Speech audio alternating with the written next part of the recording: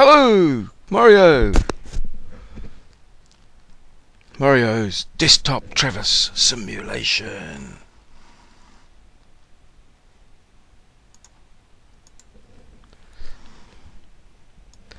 For this desktop Traverse simulation, you will need a piece of A4 paper. Now on that piece of A4 paper, you need to draw 4 points, A, B, C and D. I've shown them here in red on a, spread them out as much as you can, get a nice wide, nice long lines, makes life a little bit easier. Now with a 360 degree protractor at A, just set north at 0 degrees, just approximately parallel to the side of the page, and read the bearing from A to B. This is the bearing that you're going to hold. This is going to be your origin of bearings, so that's going to be set. I've set mine at 79 degrees 10 minutes. So that's set in concrete.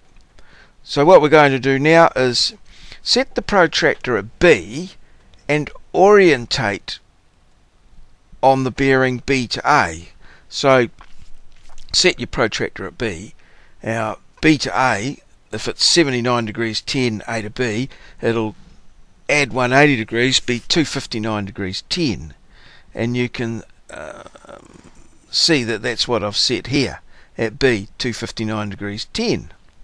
And then just read off your protractor what you've got to see, and I got 174 degrees 10 in my instance here. Now the better the protractor you have, the easier this is. The protractors I used for mine had the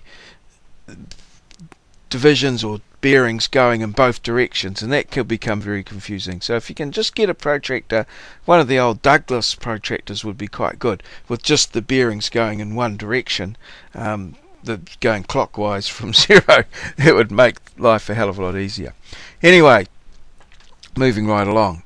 So similarly at C, orientate on CB and read the line CD. Now at C, I orientated back to B on 354 degrees 10, and then I read 262.05 to D. And then at D, orientate on DC, and I had to reverse that by 180, so I took 180 off this time because it's 262 minus 180, easy maths, 82 degrees 05, and then read the bearing to A, and in my case 5 degrees 50. I'm very good at estimating these down to fifths or sixths or whatever. Yeah, right. Okay, now at A, back at A again, orientate on AD, because this is the bearing that you've carried forward. In my case here, I orientated 185 degrees 50, and then read off AB, and in my case here, I got 80 degrees, 00. Now, as I said earlier, A to B is set in concrete. That's 79 degrees 10. So I know that that's 79 degrees 10, so I wrote that under the my reading 80, and I see that I have to take off 50 minutes. Now that's my bearing misclose. To those of you experienced surveyors watching this, 50 minutes may seem a lot, but remember this is an exercise on a piece of A4 paper with a fairly crappy school protractor that I bought from the warehouse that in fact we actually had the 0 mark in the wrong place. I seriously thought about taking it back, but I thought it would probably take a good 4 hours to explain to the person at the warehouse what was actually wrong with the protractor before they even thought about taking it back. So I didn't. I decided against that. Alright, so we've got this 50-minute bearing misclose over 4 angles or 4 stations A, B, C and D. So we divide 50 by 4, well half of it's 25, half of 25, 12 minutes 30. 12 minutes 30 per station is what I've done here. So what I did was then we take that off progressively back, taking 12 minutes 30, 37.30. Of course, we've got to carry it through, back bearing, fore bearing, and what have you, being the thing. So another 12 minutes 30 here, 25, 25, 12 minutes 30 off there, 12 minutes 30. Carry that through backwards through to here, and naught off there, of course. And then that enables us to round up our bearings. And 259 degrees 10. I should have underlined that there at the time when I did that. I don't know whether I might be able to just do it now. I think here we go, 259. Oh, not quite. Here we go. Just make that the current layer. 259 degrees 10. There it is, underlined. All good. Okay, so that's our bearing misclose. Now the next thing to do, adjust your bearings, which I've just shown you, and measure the distances. And I've shown the distances measured here in orange. Now this is a fairly full page. I've shown my reduced bearings here, as you'll see, 173, 57, 30, all going in the correct direction to go from A, B, C, D. 26140 and 5 degrees 12 minutes 30. So what I'm going to do now on the next page is I'm going to close the traverse in the traditional traverse closure way. I do have a couple of videos, ordinates, coordinates and traverse coordinates that could be helpful in giving extra information as to how to go about closing the traverse. So let's go to closing the traverse, and here we are. Here's our traverse closure in the fairly typical traverse sheet that we use here in New Zealand. And here's my bearings and distances written out: 79 degrees 10, 179, 173, 57, 30 for 20.5 all the way through. So the first thing to do is to run out the ordinates, north and south. Now, of course, the delta N is the cost of the bearing. Obviously, don't forget to convert your bearings to degrees and decimals. Cost of the bearing times the distance, 179, and that'll give you these delta N values here. And I've done that. Sine of the bearing times the distance will give you the easting. So we write all those in there and we sum those up. Now it turns out in my case here the sum of my northings was negative 1.12, which means I had to make an adjustment of 1.12. The sum of all my eastings was plus 1.19, which means I have to make an adjustment of negative 1.19. Now we need sometimes like to know that it's handy to know the direction of the misclose and the magnitude of it. So here, if we just take our little vectors here, we had to go negative 1.12 and positive 1.19. So I've drawn this little diagram here with the arrows. So this is the resultant vector through here. Okay, and we know that by Pythagoras here we can work out the magnitude, 1.63, and the bearing we can work out by working out various angles and what have you here. I just used a rectangular polar conversion on my little HP 25 calculator that I have available, and I got 133 degrees 16. In this case it's not telling us that much. I thought that was pretty good misclose, 1.63 millimeters. So that's pretty good accuracy for a plastic school ruler and a protractor from the warehouse that was less than perfect.